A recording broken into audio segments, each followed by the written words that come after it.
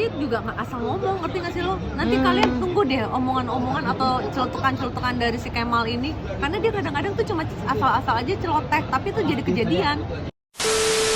Nah Kenda, kali ini aku penasaran sama Kemal Palevi nih, karena kemarin dia ada nge-tweet tentang, dia bilang di tweetnya itu kan, di postingannya dia bilang vlog perceraian Ria Ricis part 1 udah tayang belum? Nah, orang kan banget ya. Nah sebenarnya dia nge-tweet itu emang dia nyindir atau emang dia penasaran atau emang kayak gimana dari tanggal Apa lahirnya emang gitu. dia tukang gibah aja? Nah makanya gitu kan. Nah tanggal lahirnya Kemal Palevi ini adalah. Tapi sebenarnya yang paling kepo lu, ngerti gak sih? Iya pastinya. Segala macam lu tanyain sama gue. Nah makanya, nah Kemal ini lahir di tanggal 25 Agustus 89. Wah, gila sih nih orang. Kenapa tuh? Ya.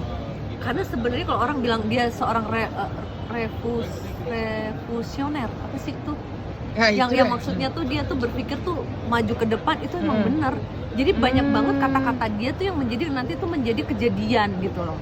Oh alah, makanya kenapa tweet ini terus akhirnya ibaratnya Ria Ricis dan mantan suaminya ini bikin konten, jadi malah kejadian beneran. Kadang-kadang dia juga nggak asal ngomong, ngerti nggak sih lo? Nanti kalian tunggu deh omongan-omongan atau celotekan-celotekan dari si Kemal ini, karena dia kadang-kadang tuh cuma asal-asal aja celoteh, tapi itu jadi kejadian.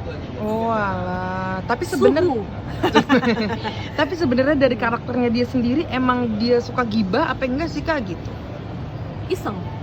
Oh, jadi apapun yang keluar dari mulutnya dia itu hanya sekedar iseng ya? Iseng doang, bukan karena gedek, bukan karena apa ya menurut gue ya. Kan ada nih orang yang mengeluarkan sesuatu statement itu karena dia gedek dulu nih sama orang kan. Kalau menurut gue sih dia nggak ada ya, dia cuma asal aja, iseng-iseng aja.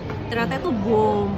Gitu. Jadi kalau menurut gue nih nanti akan ada part-part selanjutnya dari seorang Kemal yang membuat netizen, bener ya, jangan-jangan dia seorang dukun. Nah tapi kan atas faktor omongan dia yang cuma sekedar iseng, bikin orang kan jadi gedek gitu loh Kak. Nah itu gimana tuh? Apakah dia bakalan nanggepin kayak bakal dimasukin ke hati kah atau apa? Apa emang kayak orangnya bodoh amatan gitu? Menurut gue orangnya bodoh amatan. Karena dia sendiri udah sadar, si Kemal ini sudah sadar setiap apa yang dia omong itu sering banget orang tuh salah paham. Jadi lebih ke bodoh amat bodo ya? Amat, lebih ke arah bodoh amat sih kalau menurut gue ya.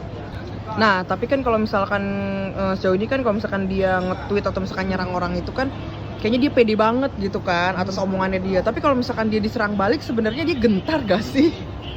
Menurut gue dia udah sebodoh teing ya. Kalau dulu dia tuh memang orang yang sangat-sangat sensitif nih.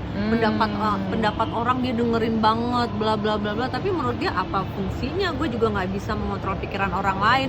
Ini yang gue tangkep ya dari pikiran seorang Kemal gitu. Jadi kalau gue rasa sih dia udah siap-siap aja toh. Gimana sih? Lu ngerti gak sih kalau misalnya nih kita ngejulitin orang, kita punya niatan untuk ngejulitin orang. Kalau dia kan cuma iseng doang.